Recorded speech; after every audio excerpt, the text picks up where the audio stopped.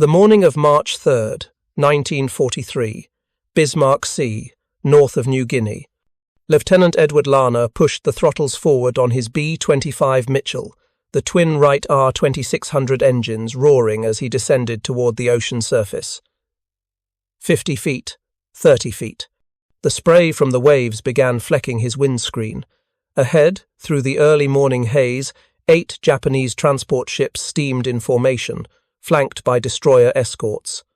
Larner's aircraft, nicknamed Margaret, carried something the Japanese had never seen before. 8 forward-firing 50-caliber machine guns, 4 mounted in the nose where the bombardier's station should have been, 4 more in package blisters on each side of the fuselage. Behind him, 11 more strafers from the 90th Bomb Squadron followed in formation. What happened in the next 15 minutes would shatter every assumption the Imperial Japanese Navy held about medium bombers. The Japanese sailors watching this formation approach expected high-altitude bombing runs, predictable attack patterns they had defended against successfully for over a year. What they got instead was a revelation written in tracer fire and skip bombs, a tactical transformation so complete that Japan would never again attempt a major convoy operation in waters where American aircraft could reach them. The mathematics of the Pacific War were being rewritten at mast height. The crisis had begun 18 months earlier with Japan's lightning conquest of the Pacific. Between December 7, 1941 and May 1942, Japanese forces captured the Philippines, Malaya, Singapore, the Dutch East Indies, and threatened Australia itself. Allied air power had proven catastrophically ineffective against Japanese shipping. High-altitude bombing yielded dismal results. 17 flying fortresses, America's vaunted strategic bombers, dropped thousands of tons of ordnance on enemy convoys with hit rates below 2%. The problem was mathematical. A ship traveling at 20 knots could maneuver out of a bomb's path during the 23 seconds it took for ordnance dropped from 15,000 feet to reach sea level. Japanese convoys sailed unmolested across the Bismarck Sea, reinforcing garrisons throughout New Guinea while Allied bombers watched helplessly from above. By mid-1942, conventional bombing doctrine faced complete operational bankruptcy in the Southwest Pacific Theater. Something radical had to change. That change began in an unlikely place. Eagle Farm Airfield, Brisbane, Australia, August 12, 1942. Captain Paul Irvin Gunn, a 42-year-old former Navy chief with only a 6th-grade education, stood staring at a Douglas A-20 Havoc. He had just installed 4 Browning 50-caliber machine guns in the nose, salvaged from wrecked P-40 fighters scattered across Australian airfields. The modification looked crude, almost absurd. The guns protruded from where the Christian bombardier's plexiglass nose should have been, held in place by fabricated mounting brackets made in makeshift workshops.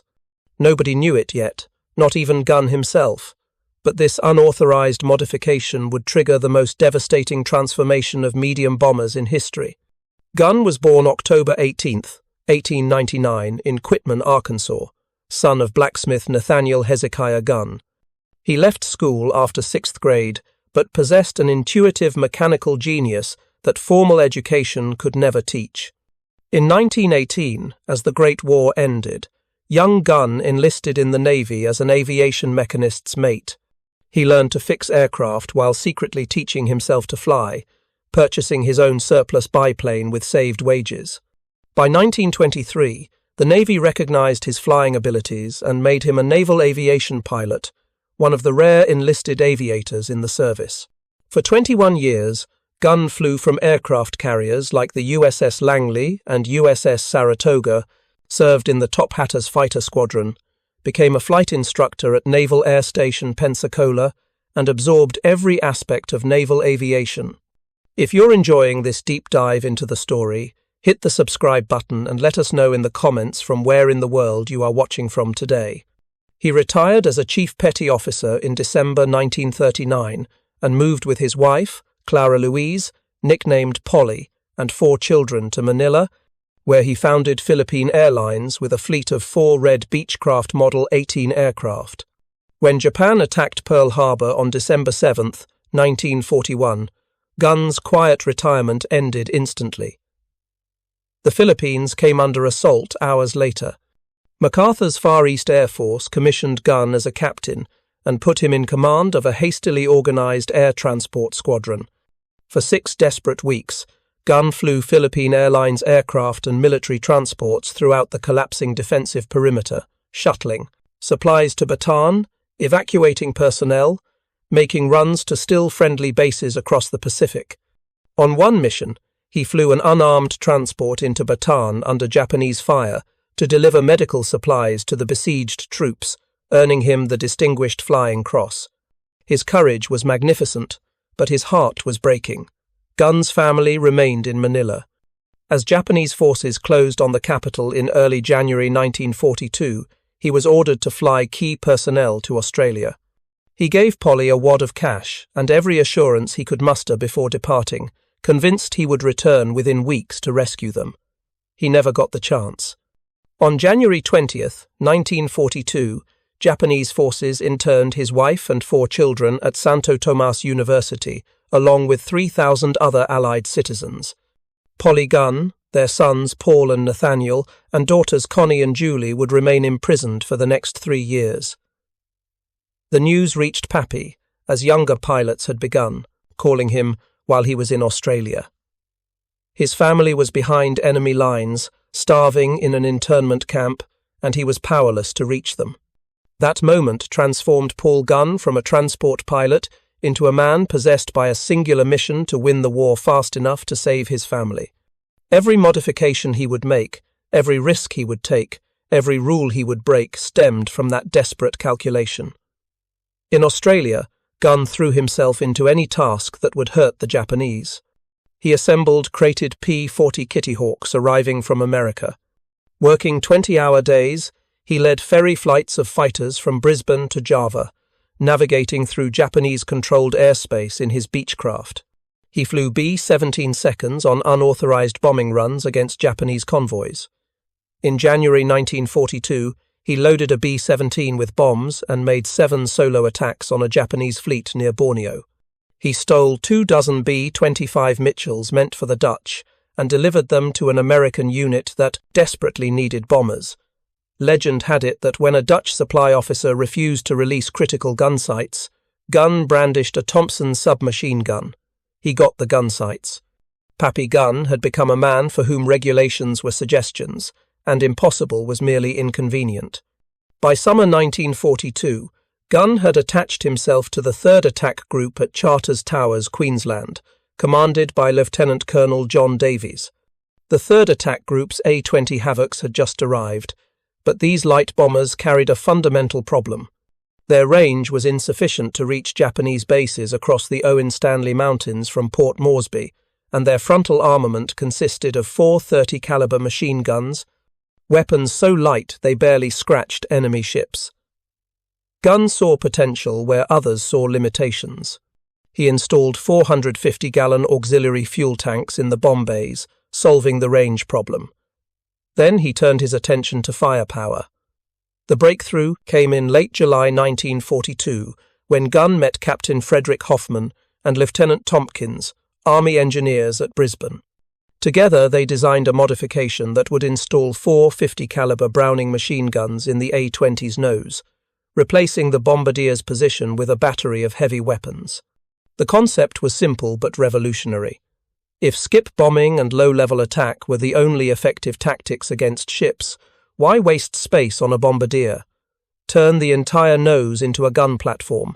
Gunn scrounged 50-caliber guns from wrecked P-40 fighters littering Australian airfields. He fabricated mounting brackets in makeshift workshops. He ran electrical systems for the triggers. He loaded ammunition feeds. The first modified A-20 looked like a science experiment, crude and cobbled together. But when Gunn test-fired those 4 guns, the results were unmistakable. The aircraft could deliver devastating firepower while making low-level bombing runs. In August 1942, Lieutenant General George Kenny arrived to take command of Allied air forces in the Southwest Pacific. Kenny, a brilliant and unconventional commander, visited Charters Towers shortly after his arrival and found Pappy Gunn working in a hangar on his A-20 modifications. The two men, both mavericks who disdained bureaucracy, recognized kindred spirits immediately. Kenny watched as Gunn explained his strafer concept, saw the potential instantly, and made a decision that would change the Pacific Air War. He assigned Gunn to his personal staff as Special Projects Officer with a simple mandate: make American aircraft deadlier. Gunn moved to Eagle Farm near Brisbane, where Kenny gave him access to resources, authority, and most importantly, freedom from interference. The modified A-22s, now called strafers, entered combat on September 12, 1942, in an attack on the Japanese airfield at Buna. Strafers roared across the runway at treetop height, their 4 nose guns raking Japanese aircraft, fuel dumps, and buildings. The concentrated firepower suppressed anti-aircraft defences long enough for bombers to skip their ordnance into targets. Enemy casualties were catastrophic.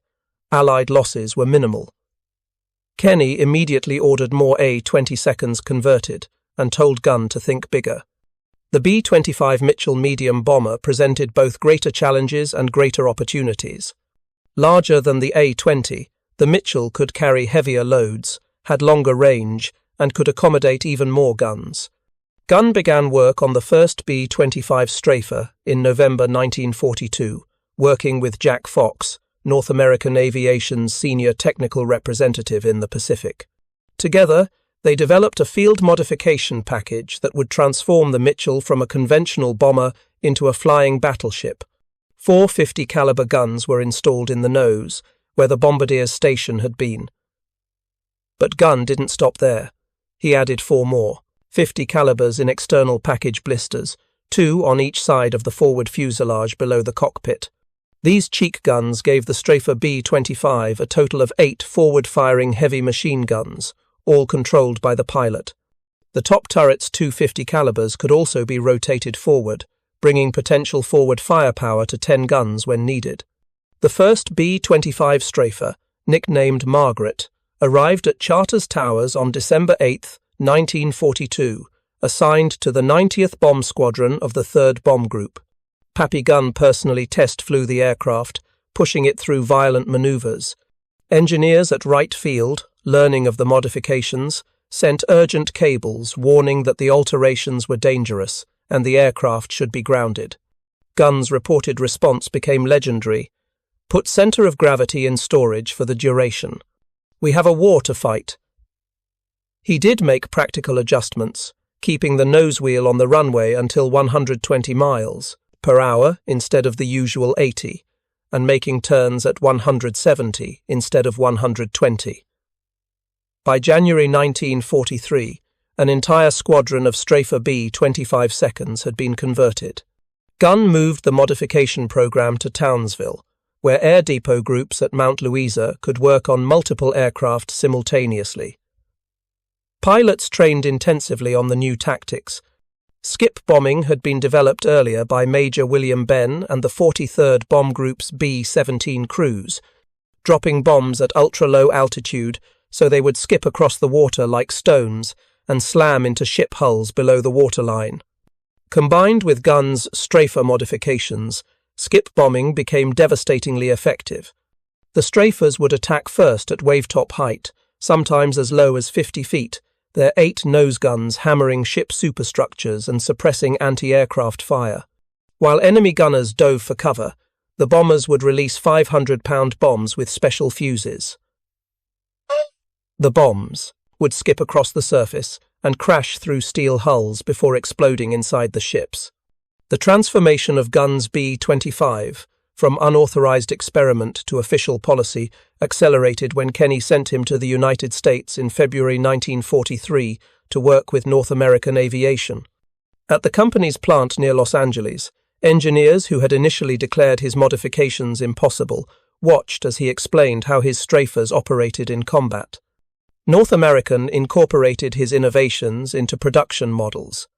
Later B-25 variants, including the G, H, and J models, featured factory-installed forward-firing armament based on Gunn's field modifications.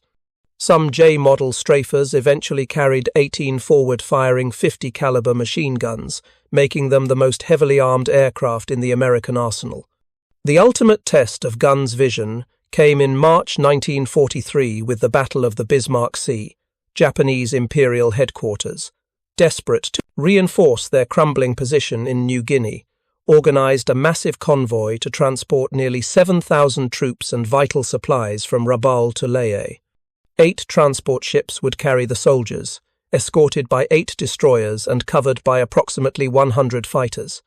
Japanese planners understood the risk, but calculated that determined fighter cover and destroyer escorts would ensure enough troops reached Lae to stabilize the front. What they didn't know was that Allied codebreakers had decrypted their plans, and General Kenny had prepared a reception using tactics and weapons the Japanese had never encountered. On February 28, 1943, at midnight, the Japanese convoy departed Simpson Harbor in Rabaul. Allied reconnaissance aircraft detected them on March 1st, but bad weather initially hampered attack plans. On March 2nd, the weather cleared enough for heavy bombers to attack from altitude, sinking 1 transport. Then the convoy entered a range of Kenny's medium bombers, and the strafers went to work. At 9:30 in the morning on March 3rd, Allied formations assembled over Cape Ward Hunt. The attack plan called for coordination between multiple aircraft types, B-17, flying fortresses, and conventional B-25 seconds, would attack from medium altitude to disperse the convoy. Royal Australian Air Force Beaufighters would sweep in at deck level to strafe anti-aircraft positions. Then, at precisely 10 o'clock, Major Ed Larner would lead the 90th Bomb Squadron's 12 Strafer B-25 seconds in the main attack, with P-38 Lightning fighters providing top cover. The strafers came in at masthead height, so low that spray from the ocean whipped across their windscreens. Japanese sailors on the transport ships had never seen anything like what descended upon them. 12 B-25 seconds, each with 850 caliber machine guns in the nose and cheeks, opened fire simultaneously. The combined firepower was apocalyptic. Each 50 caliber Browning fired at approximately 800 rounds per minute. 8 guns per aircraft meant 6,400 rounds per minute per plane. 12 planes meant 76,800 rounds per minute hammering the convoy.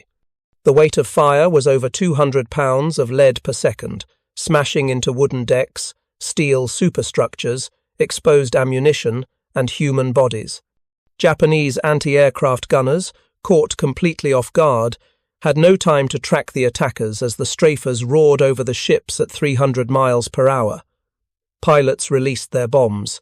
The ordnance skipped across the water, crashed through ship hulls, and detonated inside engine rooms and cargo holds. Ships exploded. Others burst into flames. Still others began listing immediately as seawater poured through basketball-sized holes torn below the waterline. The A-20 Havocs of the 89th Bomb Squadron followed, adding more firepower and more bombs. The carnage lasted exactly 15 minutes. By 10:15, all 7 remaining transports had been hit. Many were sinking, and 3 destroyers were either damaged or already going under. Japanese hopes for reinforcing Lae were literally sinking into the Bismarck Sea. Throughout March 3rd and 4th, Allied aircraft returned repeatedly to attack survivors. When the battle finally ended, the statistics told the story of complete catastrophe. All 8 transport ships sunk, 4 of 8 destroyers sunk. Approximately 102 Japanese aircraft destroyed in aerial combat. An estimated 2,890 Japanese soldiers and sailors dead. Of the nearly 7,000 troops in the convoy, fewer than 1,200 reached Lae, arriving without equipment, supplies, or heavy weapons. Allied losses stood at 13 aircrew killed, 8 wounded, and 6 aircraft lost. The exchange ratio was almost unfathomable. American forces had inflicted losses at a rate exceeding 200 to 1. Japan never again attempted a major convoy operation in waters dominated by Allied aircraft. Pappy Gunn's strafers had been the instrument of destruction. Gunn himself flew numerous combat missions throughout the war, personally leading strafer attacks despite being 20 years older than most pilots. When he installed a 75mm cannon in a B-25's nose, he flew the modified aircraft on a raid with the 3rd Bomb Group. By late 1943, entire squadrons of Strafe B-25 seconds were operational. The 345th Bomb Group's 60-plus aircraft were converted to strafers at Mount Louisa in August 1943. The strafers destroyed Japanese sea traffic, stopped barge transport, and annihilated enemy aircraft on the ground during the New Guinea campaign. They attacked airfields at Rabaul, Wewak, and throughout the Philippines with devastating results.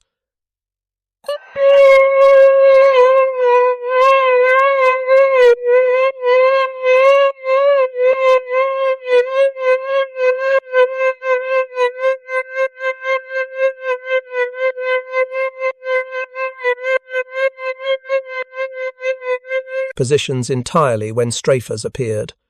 The human cost of Gunn's single-minded drive showed clearly in his appearance. His wife Polly endured brutal conditions at Santo Tomas, maintaining discipline among her children while facing starvation and disease. His daughter Julie, despite being in a full-body cast from illness, became a courier for the Filipino resistance. His son Nathaniel focused entirely on keeping his mother and sisters alive. In late 1944, Papi returned to the Philippines as American forces liberated the islands. On one occasion, a Japanese air raid caught him in the open. Phosphorus fragments from an incendiary shell tore into his left arm, causing severe burns and permanent nerve damage. The injury ended his combat flying. When American troops finally liberated Santo Tomas internment camp in February 1945, Papi Gunn was reunited with his family after 3 years of separation. They were skeletal, traumatized, but alive. If you find this story engaging, please take a moment to subscribe and enable notifications. It helps us continue producing in-depth content like this. The tactical revolution Papi Gunn unleashed rippled far beyond the Bismarck Sea. By mid-1943, the Strafe concept had fundamentally altered how the 5th Air Force prosecuted the war. Japanese naval commanders, studying reports from survivors, struggled to comprehend what had happened. Their intelligence assessments had predicted medium-altitude bombing runs, standard doctrine for American B-25 seconds. Instead, they faced something unprecedented. Bombers attacking at heights so low that destroyer captains reported seeing the faces of American pilots through their cockpit glass. The Japanese response revealed the depth of their shock. After the Bismarck Sea, convoy operations shifted to night sailings and routes far from Allied airfields. Reinforcement schedules were disrupted. Troop build-ups in New Guinea stalled. The Imperial Japanese Navy estimated that approximately 20,000 troops were lost during sea transit in the Rabaul, New Guinea area throughout the remainder of the war, many of them victims of strafer attacks or the logistical chaos the strafers created. The psychological impact proved equally devastating. Japanese soldiers in forward positions knew that supplies and reinforcements might never arrive. The knowledge that American aircraft could destroy entire convoys in minutes eroded morale throughout the theatre. The Strafe B-25's effectiveness stemmed from a combination of factors that Japanese defenders found nearly impossible to counter. The 8 forward-firing 50-caliber machine guns created what pilots called a beaten zone, a cone of destruction extending hundreds of yards ahead of the aircraft. Each gun fired armor-piercing incendiary rounds capable of penetrating destroyer deck armor and detonating ammunition stores. The psychological effect on ship crews was profound. Japanese anti-aircraft gunners, watching a formation of strafers approach at masthead height, faced an impossible choice. Stay at their posts and be shredded by machine gun fire, or abandon their weapons and allow the bombers free passage to drop their ordnance. The tactics themselves were brutally simple, but required extraordinary skill. Pilots practiced against the wreck of the SS Pruth, a 4,700-ton steamer that had run aground on Natiara Reef near Port Moresby in January 1924. Flying at 200 to 250 feet above the ocean, pilots would approach the target at speeds exceeding 200 miles per hour. The key was timing. Release the bombs too early, and they would skip over the target. Release too late, and the bomber would fly through its own bomb blast. The 5-second delayed fuses gave pilots just enough time to clear the explosion, but the margin for error was measured in fractions of seconds. During practice runs, 2 aircraft were damaged by flying debris from bomb blasts, and a third crashed after colliding with the wreck's mast. The dangers were real and constant, but by the end of February 1943, pilots had become proficient.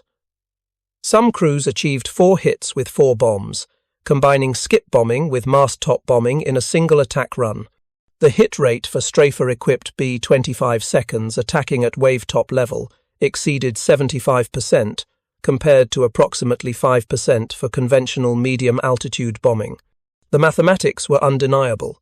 Back in Washington, the strafer concept faced skepticism from Army Air Force headquarters. When General Kenny traveled to the United States in early 1943 to request factory-produced strafer variants, he was called into General Henry Hap Arnold's office. Engineers from Wright Field were present, men who had received the B-25 strafer modification blueprints. They informed Arnold that the modifications were impractical, that the balance would be compromised, the airplane would be too heavy, would not fly properly. Kenny listened to their objections, then delivered a response that became legendary in 5th Air Force circles. 12 of the modified B-25 seconds, he explained, had just played a vital role in the greatest Allied victory of the Pacific War to that point. Every transport and troopship in the Japanese convoy had been sunk. Furthermore, 60 additional B-25 seconds were already being modified to strafer configuration at Townsville. General Arnold, hearing this, practically ran the engineers out of his office. He told Kenny to get Major Gunn to California immediately to show North American aviation exactly how the modifications were done. The engineers had been wrong. The aircraft that supposedly couldn't fly had just rewritten the rules of anti-shipping warfare. The factory implementation of Gunn's innovations accelerated rapidly. North American aviation, initially skeptical, became enthusiastic converts once they understood the combat effectiveness. The B-25G variant, introduced in 1943, featured factory-installed forward-firing armament, though it also carried an experimental 75mm cannon that proved less successful. The B-25H, which followed, refined the concept further. But it was the B-25J that became the ultimate expression of Gunn's vision. The J2 variant, with its solid metal strafer nose, carried 850 caliber machine guns in the nose, 4 more in cheek packages, 2 in the dorsal turret, 1 each in waist positions, and 2 in the tail. Total, 18 50 caliber machine guns, with 14 capable of firing forward.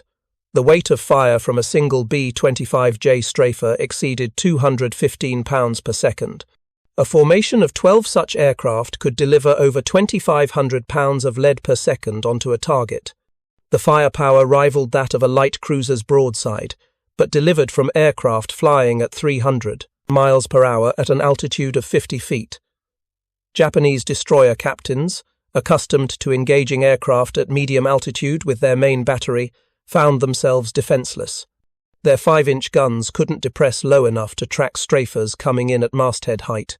Their light anti-aircraft weapons, typically 25mm machine cannons, were suppressed by the overwhelming volume of American machine gun fire.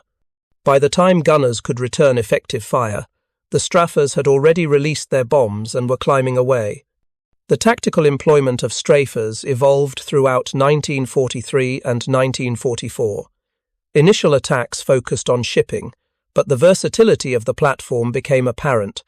Strafers devastated Japanese airfields, destroying aircraft in their revetments before they could take off. The combination of machine gun fire and fragmentation bombs proved lethal to parked aircraft. A single strafer pass could destroy dozens of planes on the ground.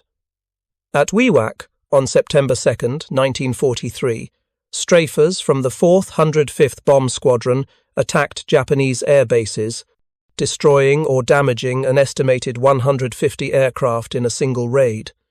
The Japanese lost more planes on the ground that day than the Americans had lost in the entire Battle of the Bismarck Sea.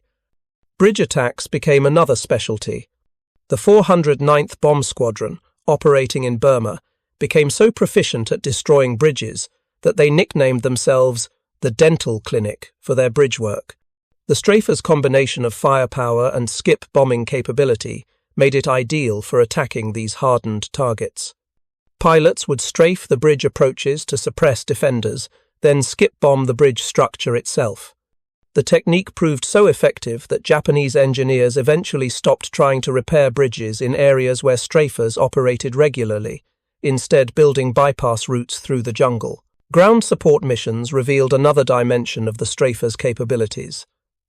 When Allied troops encountered fortified Japanese positions, strafers could deliver devastating suppressive fire at close range. The 8 nose guns, firing in concert, could chew through palm log bunkers and silence machine gun nests. Combined with fragmentation bombs or napalm, strafers became close air support platforms of unprecedented lethality. Marine and Army commanders learned to call for strafer support when assaults stalled against prepared defenses. The psychological impact on Japanese defenders was as significant as the physical destruction. The sound of strafer engines approaching at low altitude became a harbinger of overwhelming violence. The crews who flew these missions faced extraordinary dangers. Flying at masthead height meant exposure to every form of ground fire. Machine guns, rifles, even pistols could hit aircraft flying 50 feet above the ground.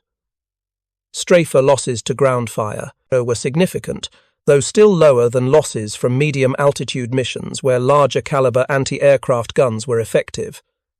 The difference was speed and surprise. A strafer formation approaching at 300 miles per hour gave defenders only seconds to react.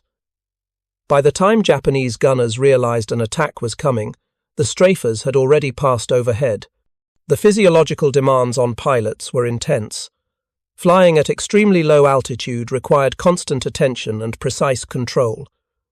Ocean spray could obscure windscreens. Ships' masts loomed suddenly through the haze. The temptation to pull up early, to gain altitude and safety, was enormous. But pulling up meant exposing the aircraft's vulnerable underside to enemy fire and reducing the effectiveness of the strafing run.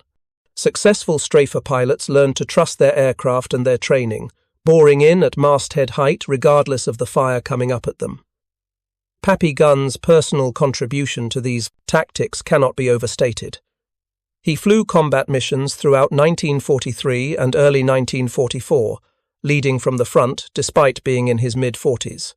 On one mission over the Philippines, he flew his personal B-25, nicknamed Out of Stock, because he used it to scour Australian bases for aircraft parts that were perpetually out of stock. The aircraft became a legend in 5th Air Force circles, a flying embodiment of Gunn's ability to acquire whatever was needed through official channels or otherwise. His philosophy was simple. If the parts exist somewhere in the theatre, they belong to whoever needs them most urgently to kill Japanese. The statistical record of strafer operations in the Pacific is staggering. Over 500 B-25 Mitchells were converted to strafer configuration in the Pacific theatre. These aircraft destroyed an estimated 400 Japanese ships, 1,500 aircraft on the ground, and inflicted casualties numbering in the tens of thousands. The pre-strafer hit rate for B-25 seconds operating at medium altitude was approximately 5% on shipping targets. Strafer B-25 seconds attacking at wave-top level achieved hit rates exceeding 75%. The transformation in effectiveness was revolutionary. Compare these results to other theatres. In the Mediterranean and European theatres, B-25 seconds operated primarily as strategic bombers, attacking targets from medium altitude. They performed well but never achieved the dramatic results seen in the Pacific. The difference was tactical doctrine. European commanders, focused on strategic bombing doctrine, never fully embraced the strafer concept. Some B-25 seconds in the Mediterranean were modified with 6-gun noses, but the modifications were later reversed. The commanders preferred conventional bombing doctrine to the radical low-level tactics that defined Pacific operations. The institutional resistance to guns' innovations reveals much about military bureaucracy and the nature of tactical innovation. Engineers at Wright Field declared the Strafe modifications impossible, based on theoretical calculations. They never tested their assumptions against reality.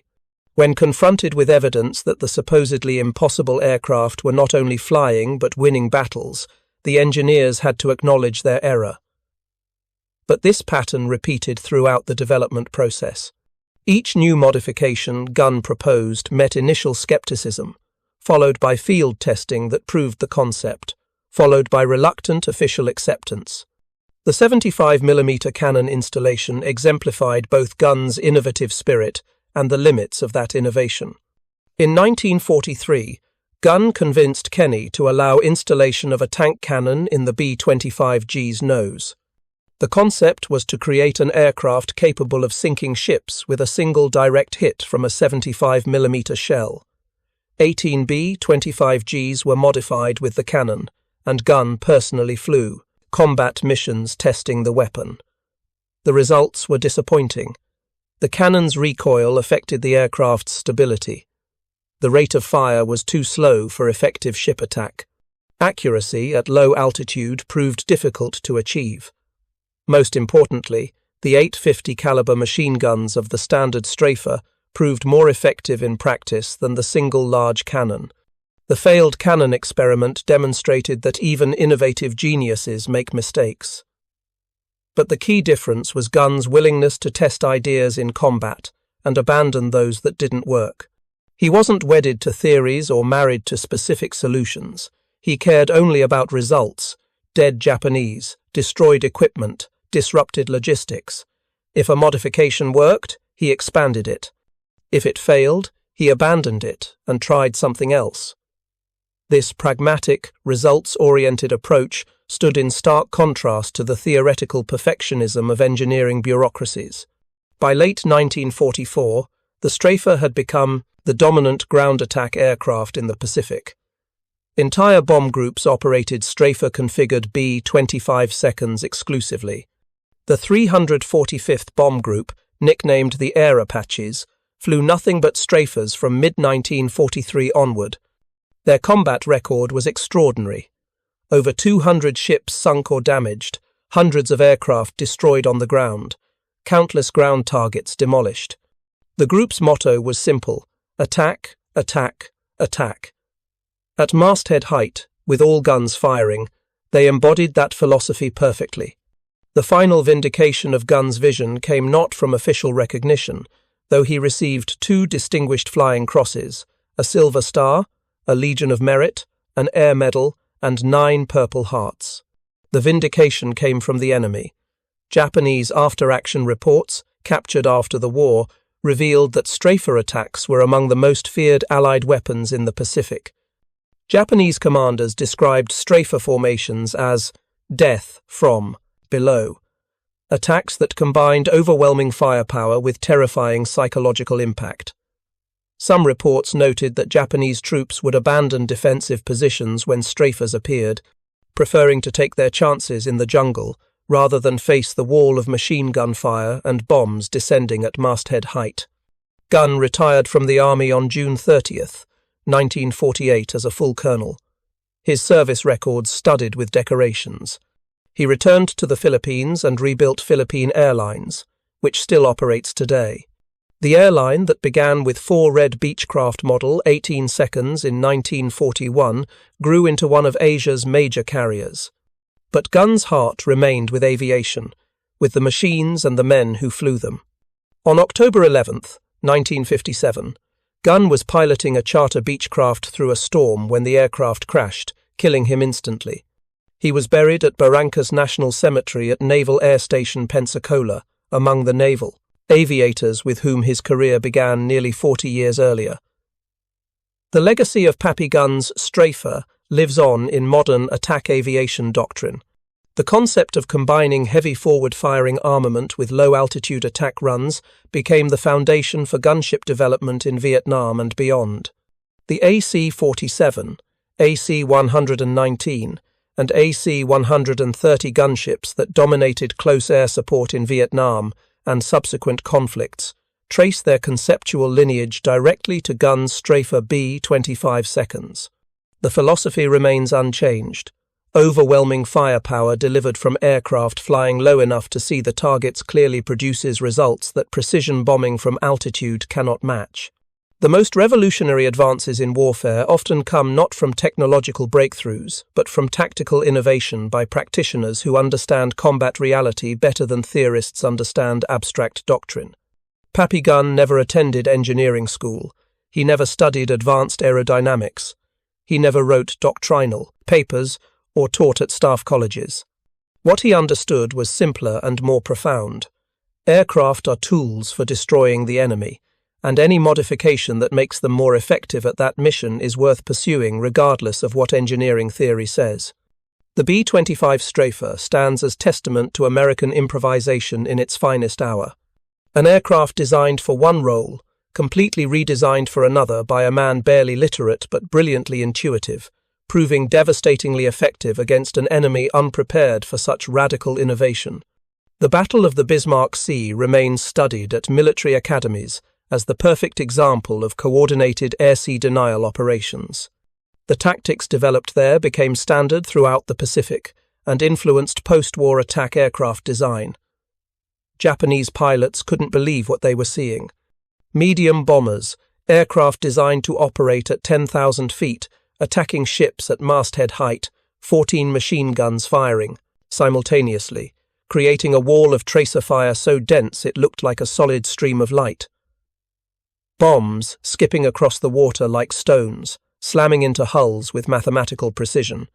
Ships exploding, burning, sinking, all within minutes of the first Strafer pass.